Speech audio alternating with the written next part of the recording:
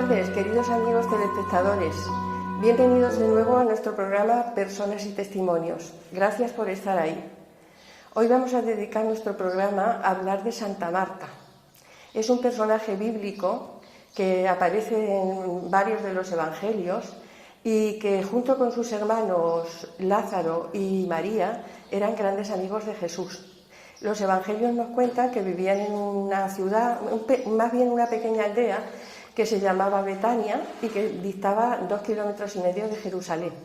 Ahí se reunía el maestro con ellos, descansaba y tuvo una gran relación de amistad. Esta mujer ya vamos a descubrir a lo largo del programa que es una mujer de fe y lo vamos a hacer de la mano de nuestro invitado de hoy, que se llama Antonio Egea López. Aquí lo tengo.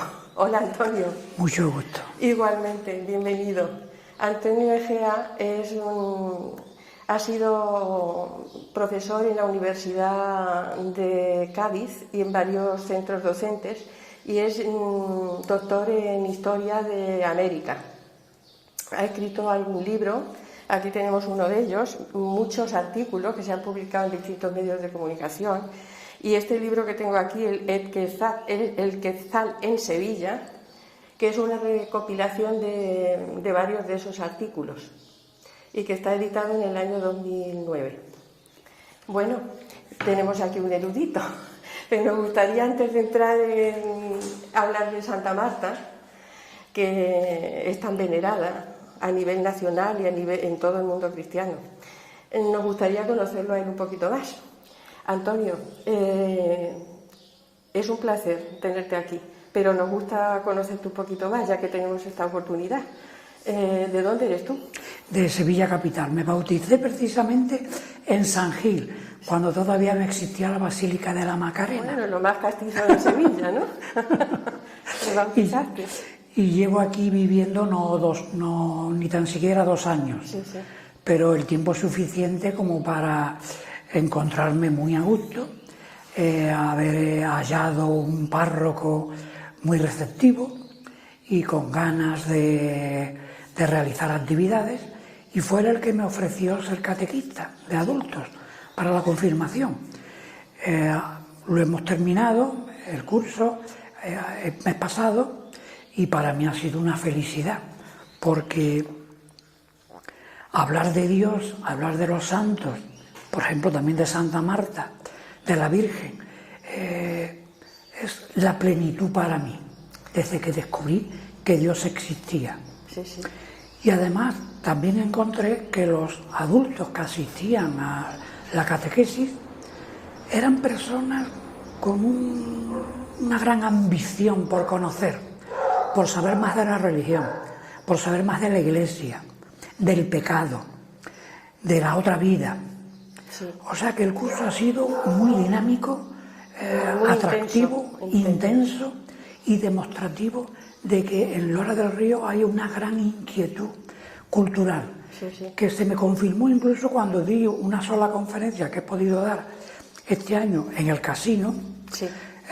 sobre el tema de la leyenda negra, y sorprendentemente para los organizadores, yo estoy acostumbrada a dar conferencias con apenas nadie o con mucho público, pero los organizadores no sabían, como le pasa siempre a cualquier buen organizador, qué iba a pasar, ¿no? Hubo muchísimo público en la conferencia. Y eso demostraba también que hay ganas de conocer, de saber en Lora del Río.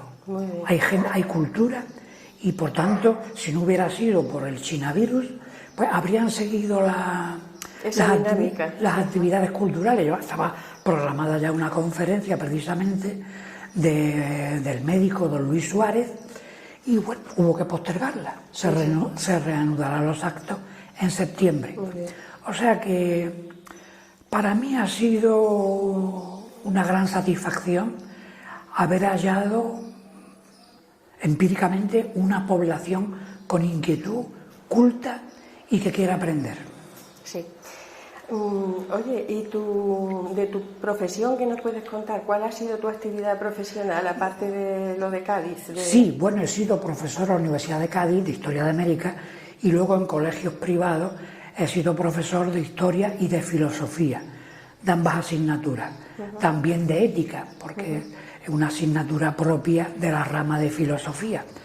Y lo único que tengo son infinidad de recuerdos muy positivos. Lo que siento es que durante la mayor parte del tiempo, de los años que yo di clase, pues era ateo. ¿Ah, sí? Y claro, cuando los alumnos me preguntaban por Dios, pues yo les tenía que decir que no existía y que no tenía ninguna prueba de su realidad. Eso fue lo que me movió incluso a que... Y eso, perdona que te interrumpa, ¿y eso porque tú te criaste en una familia cristiana, ¿no? Por supuesto, y me eduqué en un colegio religioso, los Hermanos de la Salle, incluso participé en concursos de catecismo, me sabía el catecismo de memoria, y me ganó en el concurso de catecismo de mi parroquia, porque el colegio pertenecía a una parroquia. Cuando yo me presento, que sabía todo de memoria el catecismo, y me llevó el director del colegio, bueno, me ganó mi contrincante porque era un invidente y hablaba con una dicción insuperable. Y bueno, por eso me ganó él, por la forma en que lo hacía. Yo hablaba muy rápido, sin tener meticulosidad ninguna acerca de la dicción, y el ciego lo hacía con una lentitud realmente plausible. Bueno, lo pusieron, él fue el que ganó. Bueno, hablo de esto porque efectivamente me he educado en la religión y yo creía en todo lo que significa la religión. Una de mis primeras conferencias fue precisamente sobre San Juan Bautista de la Salle, el fundador de la congregación lasaliana. Por cierto, que la anécdota mía, que esa fue, quiero recordar, mi primera conferencia. Y cuando terminó la conferencia se me acercan dos religiosos y me dicen: hombre, te felicitamos porque no has dicho ninguna mentira. No esperaba yo que la felicitación fuera por ese motivo. Luego, con la experiencia, aprendí que efectivamente cuando uno está hablando, pues a veces salen gazapos. Y entonces, tú no, vamos, estabas convencido de que no existía Dios. Sí, bueno, lo había buscado incluso como estudiante de filosofía y licenciado. Terminé licenciándome en filosofía y fui profesor incluso en la facultad, en prácticas. Y claro, no encontraba ninguna prueba de la existencia de Dios, y los más grandes teólogos, demostradores de la existencia, no terminaban de convencerme, porque eran capaces de presentar un argumentario muy consistente, con una gran aportación lógica, insuperable, pero con eso yo no tenía suficiente para que se me llenara la inteligencia el ver que efectivamente existía empíricamente Dios. Máxime después de haber estudiado muchísimo, porque como estaba preparando la tesis doctoral demostrativa de la inexistencia de Dios. Y acopiando materiales, pues claro, pues encontraba la sorpresa de los españoles que hicieron una obra gigantesca en América, gigantesca. Y claro, el mismo Colón, el primero que llega allá, escribe en sus diarios que se encontraba grupos que no tenían ninguna creencia. Y eso para Colón, un hombre muy religioso, pues era una sorpresa indescriptible. Y por eso quiere dejarlo anotado, que había grupos que no tenían ninguna creencia, porque luego encontraron ya grupos de mayor cultura que tenían creencias religiosas, que tenían sacerdocios incluso, o como mínimo tenían creencias anímicas. Pero hubo grupos que no. Todo eso a mí me llamó muchísimo la atención. Luego estuve investigando con un fraile capuchino en Venezuela, que estuvo evangelizando en los años 40 y 50 en las selvas venezolanas, y él mismo me decía personalmente que había grupos sin religión. O sea que no había Dios para esos grupos, ni ninguna creencia. Entonces, claro, aquello, dijéramos, lo que hacía era apoyar que la religión había sido creada por unos intelectuales de altísimo nivel, que eran los que habían divulgado todo esto. Muy bien hecho además, porque yo nunca había estado en contra de la religión. O sea, era ateo, pero no era anticatólico ni antirreligioso, no se me ocurría eso. Lo único que hacía era perder el tiempo. Yo iba a la biblioteca de la Universidad de Sevilla, que tiene un fondo riquísimo de los materiales bibliográficos que había en los monasterios sevillanos antes de la exclaustración, y todo el material que había allí, riquísimo, pasó a la biblioteca de la Universidad de Sevilla. Cientos de fichas de títulos sobre Santo Domingo, San Agustín, y claro, todo eso yo lo pasaba de largo, no le daba importancia, para mí era perder el tiempo. Ya cuando descubrí que Dios existía, ya fui a buscar esos libros interesantísimos, donde se demostraba, por ejemplo, que hasta la madre de Santo Domingo pues, había tenido visiones. Y efectivamente, o sea que yo en el trabajo de demostrar que Dios no existía, pues fui acopiando materiales, apoyando todo esto, y claro, pues realmente llegué a descubrir que existía. ¿Por qué? Bueno, porque lo que no era posible es que una cosa que hallé, y es que había, esto es para hablarlo largamente, ahora diré un detalle, largamente, y no solo una información televisiva, porque yo lo estuve explicando esto, por ejemplo, la primera vez que lo hice fue en el año 2012, en el Teatro Liceo de Salamanca, con más de 400 espectadores. Estábamos en una mesa redonda, un creyente, del Opus Dei, por cierto, un ateo y yo como converso.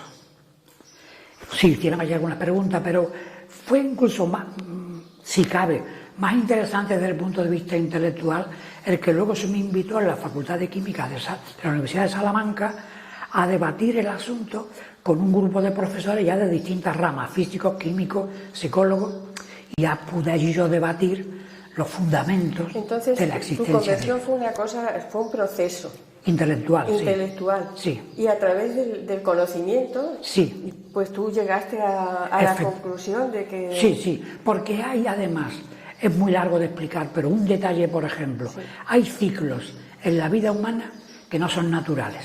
Sí. Y claro, no se pueden explicar como se explican los limones, las fresas o las naranjas, que son ciclos. Sí.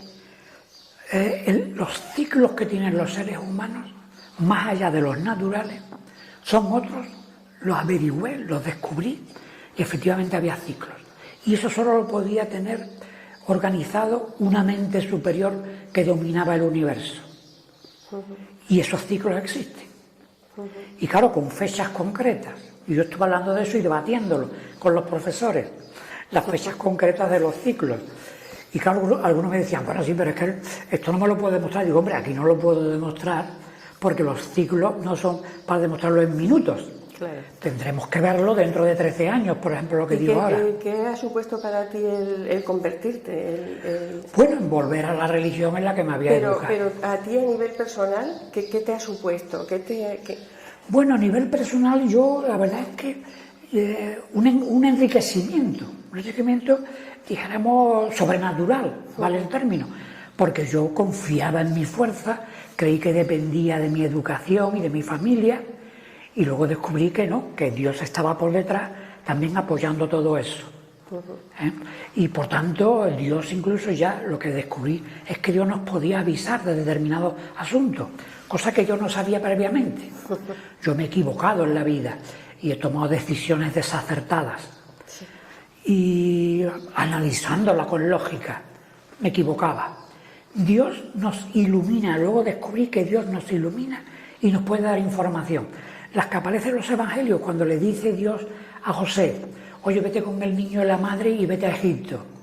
Y se lo dice en un sueño. Sí. O cuando le dice en otro sueño anterior, no, María, confía en María, María es la madre del niño, el Espíritu Santo lo ha hecho y confía en ella. O sea que tú a lo largo de ese proceso de conversión lo que has descubierto ha sido que la presencia de Dios en tu vida. Sí. Y la acción de Dios en tu vida. Sí, en la mía y en la de todos los demás, porque no me bastaba con ver la mía, sino yo he verificado las experiencias que yo iba notando, las verificaba en otras personas también, para ver si en otras personas también se cumplían los ciclos. Por ejemplo, las premoniciones que tenemos, y las podemos tener todos, se cumplen a plazos fijos. Y claro, esto no forma parte de la naturaleza, esto no ha podido ser un proceso evolutivo de la Tierra, sino que es un ser sobrenatural el que ha creado esto. Cuando un magistrado se jubiló, harto ya de la magistratura, se puso el hombre a meditar y escribió entonces unas memorias. Y en esas memorias descubre él, que ya había dejado de trabajar desde la mañana hasta la madrugada, descubre él que hay premoniciones que se cumplen. Lo que yo había averiguado. O sea, que hay premoniciones que se cumplen. Realmente algunos científicos a lo largo de la historia querían averiguar estas cosas, pero yo no encontré ninguno que lo hubiera averiguado. De hecho, en Italia, en el siglo XVII, un Medici tiene un sueño de la muerte y le pregunta a Galileo: mira, he soñado con la muerte y tal, y tengo la impresión de que me voy a morir. Y entonces Galileo, famoso físico en la historia de la humanidad, le dice: no, nada de eso, eso es un error. Murió al mes siguiente. Galileo... que hay que tener cuidado con los sueños. Bueno, el que tuvo ya cuidado fue Galileo, que era físico, en no volver a ser más ningún acertijo con una premonición, porque efectivamente podemos soñar con la muerte o con desgracias un mes antes, 2 meses antes, un año antes o 2 años antes.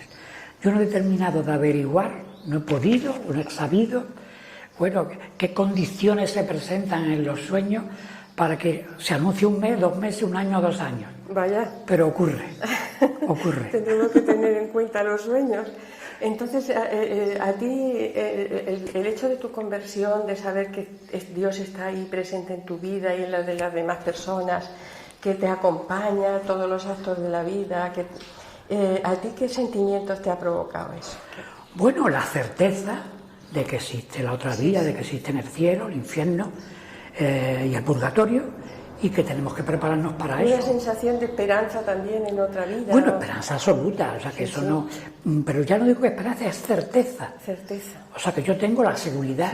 Cuando hablábamos en el teatro Liceo de Salamanca y hablaba el creyente del Opus, no, pues yo tengo fe, y él explicaba su fe, ¿no? Y claro, yo les decía que no tenía fe, y yo no tengo fe, tengo seguridad. O sea, Dios existe, Dios nos premia o nos castiga según nuestros merecimientos, nos va a dar oportunidades de ganarnos el cielo, el purgatorio o el infierno, nos la va a dar. Y por tanto, eso va a ocurrir. Yo lo sé, con certeza plena. Lo descubrí así. Y bueno, he dado menos conferencias de las que hubiera querido dar. Yo he dado muchas conferencias.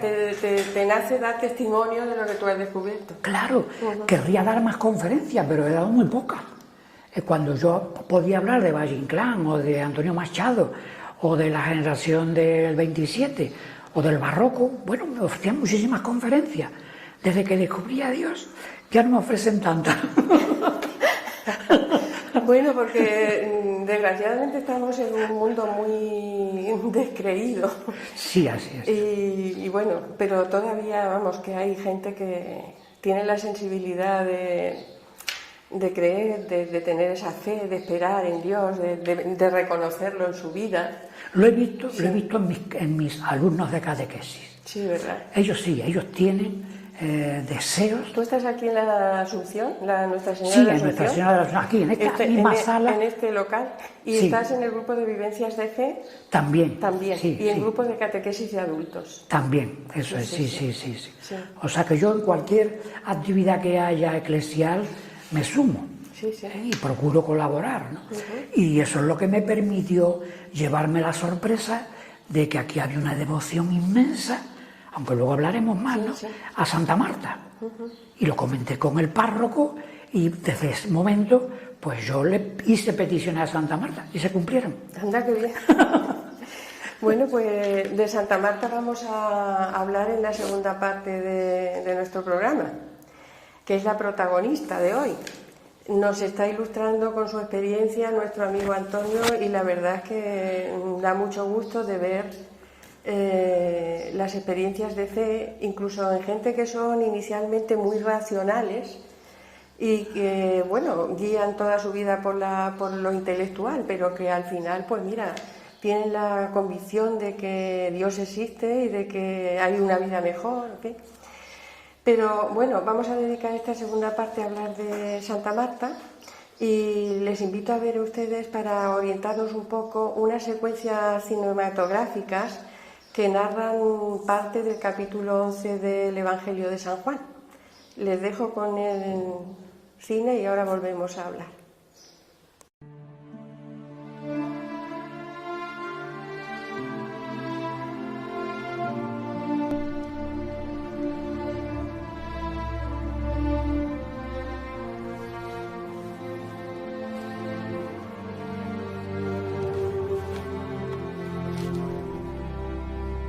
Busca al Señor.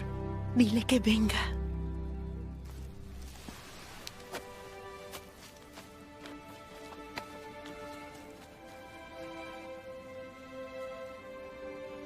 Señor, he aquí el que amas está enfermo. Esta enfermedad no es para muerte, sino para la gloria de Dios, para que el Hijo de Dios sea glorificado por ella.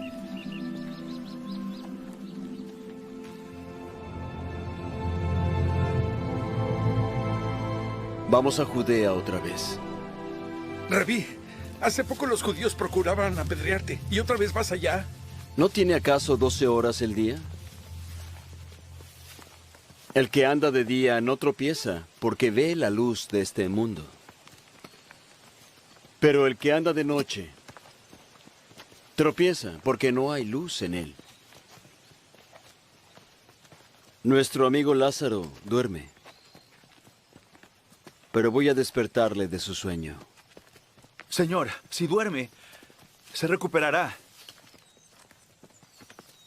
Lázaro ha muerto. Y me alegro por vosotros de no haber estado allí, para que creáis. Así que vayamos a él.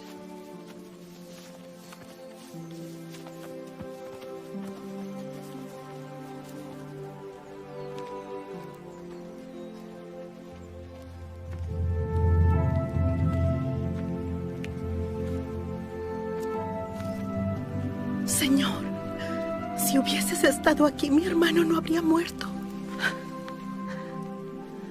Mas también sé ahora que todo lo que le pidas a Dios, Dios te lo dará. Tu hermano habrá de resucitar. Yo sé que habrá de resucitar en la resurrección del postrer día. Yo soy la resurrección y la vida. El que cree en mí, aunque esté muerto, vivirá. Y todo aquel que vive y cree en mí, jamás morirá.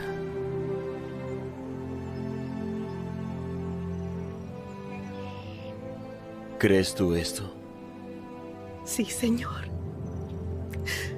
Yo he creído que tú eres el Cristo, el Hijo de Dios que has venido al mundo.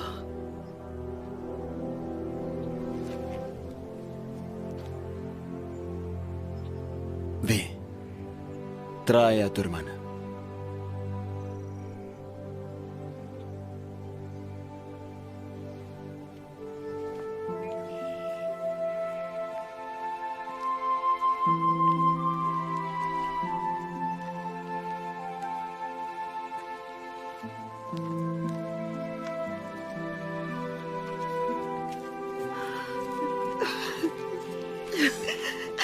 Señor, si hubieras estado aquí, mi hermano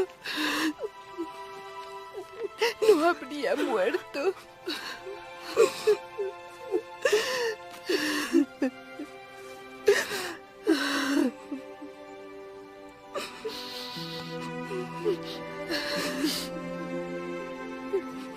¿Dónde está el cuerpo? Señor, ven y ve.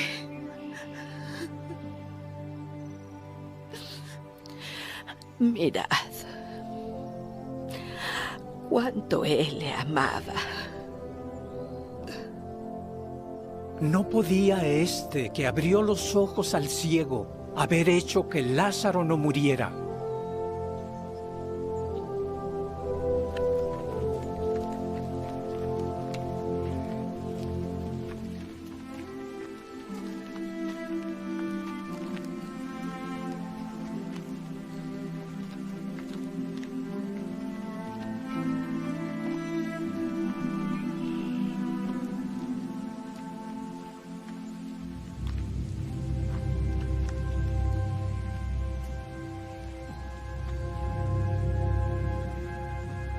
Quitad la piedra.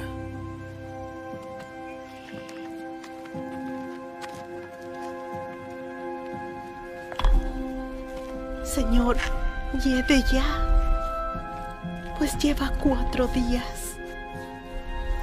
¿No te he dicho que si has de creer verás tú la gloria de Dios?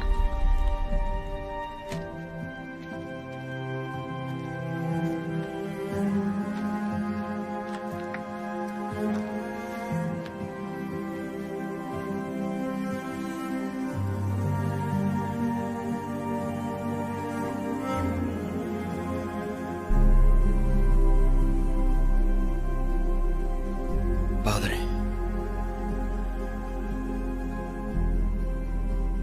gracias te doy porque me has oído. Yo sabía que siempre me oyes, pero por causa de la gente que está alrededor, lo dije, para que ellos crean que tú me has enviado.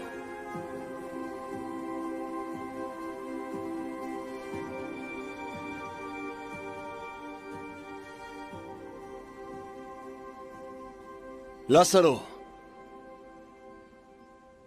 ven fuera.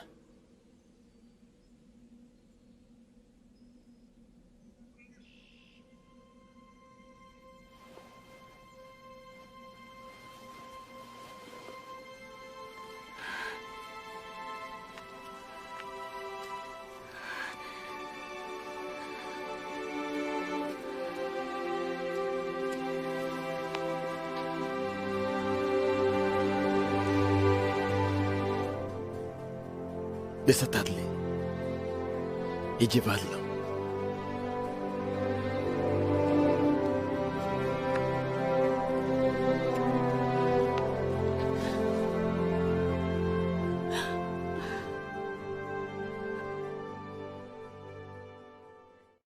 Vamos a hablar de Santa Marta.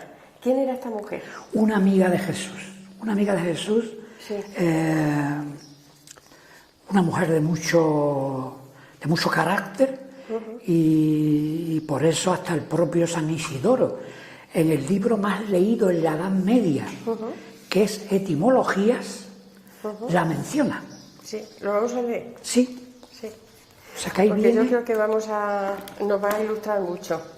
Dice San Isidoro, que fue también arzobispo de Sevilla, refiriéndose a Marta y María. María es la que ilumina, o estrella del mar, pues engendró la luz del mundo. En lengua siria, María quiere decir la señora, y con toda razón, porque fue la que engendró al Señor. Isabel significa colmada de mi Dios, o el juramento de mi Dios. Marta es la que irrita, o la que provoca, aunque en lengua siria significa la que domina. Nos hacen una fotografía de Marta de mujer fuerte. Así es. Y sobre todo en lengua siria, donde se dice que es la que domina. Sí. Y en los evangelios de Juan, también en el de Lucas, se ve que es una mujer de mucho carácter. Sí. Y precisamente por eso Jesús la admira, la apoya y hace la curación milagrosa que efectivamente ella había pedido. Cuando ella va a Jesús y le dice, te estaba avisando de que mi hermano Lázaro estaba enfermo y no ha venido. Y ya casi se lo reprocha. Sí, así es, porque ese es su carácter. Sí.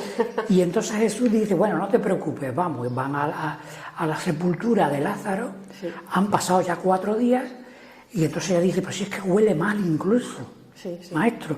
No importa, abren la losa y sale Lázaro resucitado. Aquello fue un escándalo ante los judíos, sobre todo ante los sumos sacerdotes. Claro, porque el pueblo judío se suma al mensaje que trae que no quieren reconocer los sumos sacerdotes que es el Mesías. Pero que Pedro el primero había dicho, tú eres el Mesías, lo sé. De hecho, la resurrección de Lázaro le trae a Jesús consecuencias muy negativas, porque a partir de entonces lo buscan para matarlo. Así es. Y por eso incluso la noche antes del Domingo de Ramos, que esto es una propuesta que yo le hice al Papa Francisco hace 6 años. Le dije que debía celebrarse la fiesta de Betania, o con otro nombre, el sábado de Pasión, porque según mi criterio comienza la Semana Santa en la víspera del Domingo de Ramos. ¿Por qué? Porque en la víspera cenan los apóstoles con Jesús en casa de Marta y María, cenan con ellos. Y a la mañana siguiente es cuando entran en Jerusalén, que está cerca de Betania. Por tanto, es un momento importante. Además, a la casa fueron muchos judíos para curiosear, para ver a Lázaro resucitado, también otros que iban mandados por los sumos sacerdotes para que informaran de ese Jesús y cuál era su imagen personal, para recordarlo, porque ya estaban pensando ellos en que había que aniquilarlo. Como había ya previsto siglos antes Isaías, iba a ocurrir. Y claro, por eso la casa de Betania y el sábado de Pasión considero, y así se lo dije al Papa Francisco, que debería ser el inicio de la Semana Santa. Antes de eso, yo no lo sabía, antes de eso yo ya había soñado. Perdona, ¿se lo pediste al Papa Francisco eso que le escribiste o tuviste oportunidad de decírselo personalmente? No, yo personalmente no lo conozco. O sea que es un escrito que mandé al Vaticano para que con otras propuestas que hacía. Pero esta era una de las principales y la hice en el 14, luego de que en el 2012, yo que había leído muchísimo los Evangelios, pues viese que efectivamente el día de Betania, el día de la noche de Betania, previo al Domingo de Ramos, debería ser una fiesta. Y por eso, en mi colegio, invité al vicepostulador de la causa de beatificación del padre Tarín, que es un jesuita, lo invité a que celebrara la misa. Y yo, antes de empezar la misa, dije, bueno, que quería hacerlo pensando en que algún día se celebrase la fiesta de Betania. La fiesta en que Marta, María y Lázaro invitan a los apóstoles y a Jesús, sus amigos, en la noche antes del comienzo de la Semana de Pasión. Bueno, y por eso le escribí al Papa luego, para decirlo. Pero la verdad es que yo ya, años antes, luego de ver aquí a Santa Marta, porque todo esto lo he estudiado mucho más a fondo estando aquí Santa Marta, la imagen, ya descubrí yo que di un pregón de la Inmaculada en diciembre de 1996 y yo hablaba ahí de un sueño que había tenido en una casa, y era la casa de Betania, la que aparece en el cuadro que pintó Velázquez, Jesús en casa de Marta y María. Eso aparece en un sueño mío. Y ya os he dicho que tenemos sueños y que los sueños son premonitorios. Todos los tenemos. Yo lo que ocurre es que desde hace décadas anoto diariamente todo. Los sueños también, me lleva tiempo, pero lo hago. Quien no lo anota, claro, no sabe si tuvo un sueño premonitorio o no, pero yo sí. Y claro, por eso pude recordar aquel sueño de 1996. Y además ocurrió el día que se celebraba el 150 aniversario, lo celebraba la Iglesia, de la aparición de la Salet.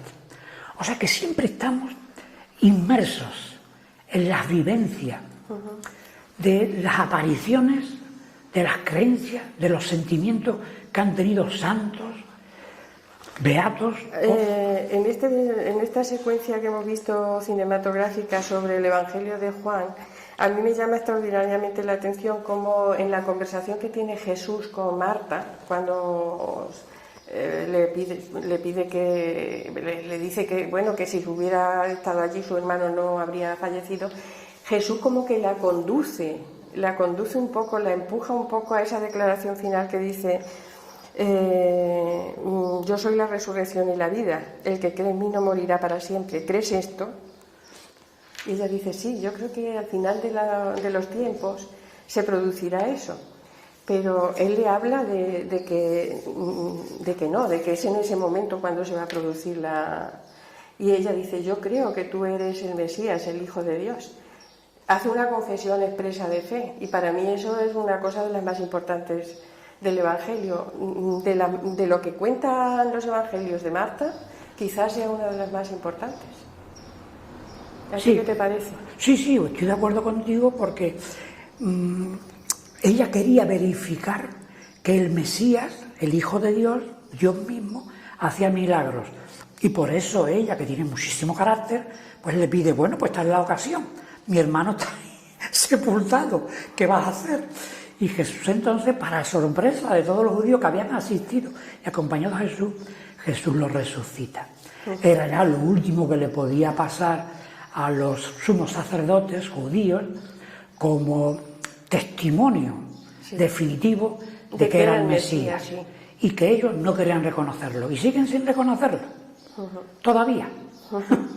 Y por tanto, encontrarnos aquí, como me he encontrado a esta santa, que ahora contaré un poco cómo surge la imagen, ¿no? A esta santa que efectivamente hace favores, porque los hace, porque a mí mismo me los ha hecho y yo los he pedido para otras personas y se han concedido.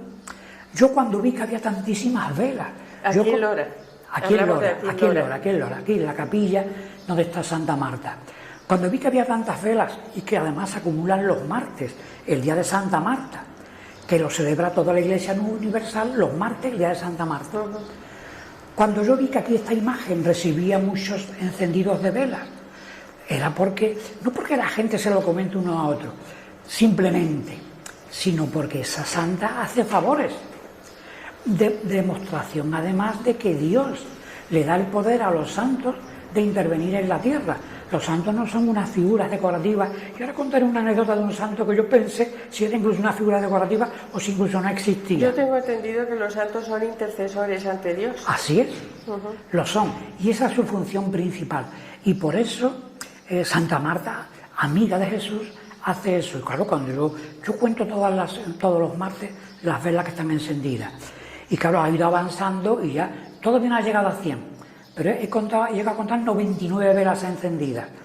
Pues es una demostración de que el público loreño tiene devoción a Santa Marta y hace favores.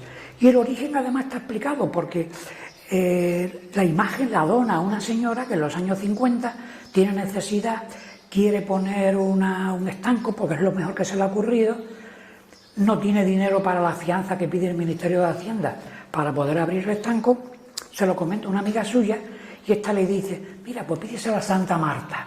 Santa Marta es la imagen que está en la iglesia de San Andrés de Sevilla.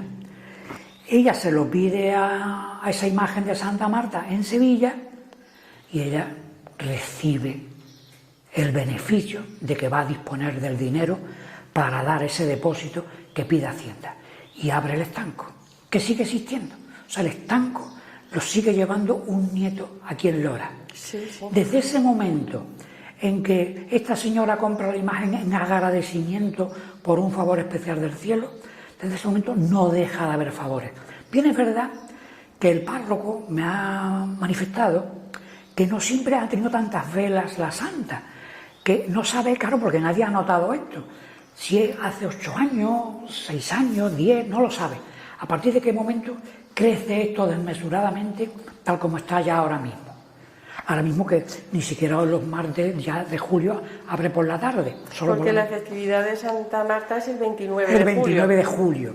Y por eso el párroco aceptó hacer un trigo el viernes, sábado y domingo 24 al 26 de julio de este mes.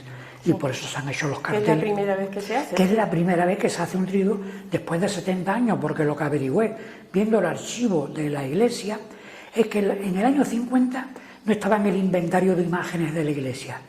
Y en el inventario de 1960 ya estaba Santa Marta en el inventario. Sí, que fue en el 50 y tantos. Claro, sí. No sé, lo que no he podido averiguar en qué año ocurrió.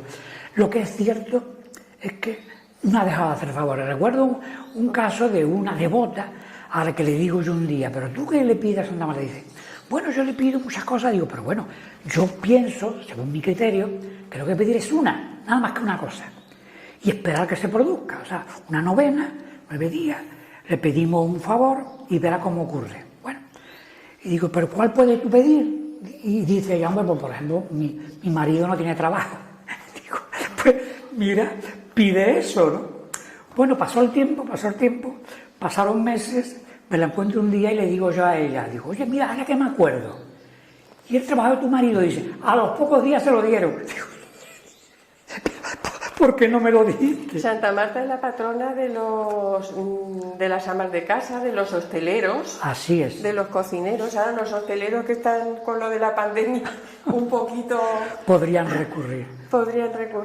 Bueno, hay que destacar de Lora que en Sevilla, por ejemplo, una hija mía es devota de Santa Marta y vaya a Sevilla, hay una vela, 2, 3 y el día que más, 4 velas.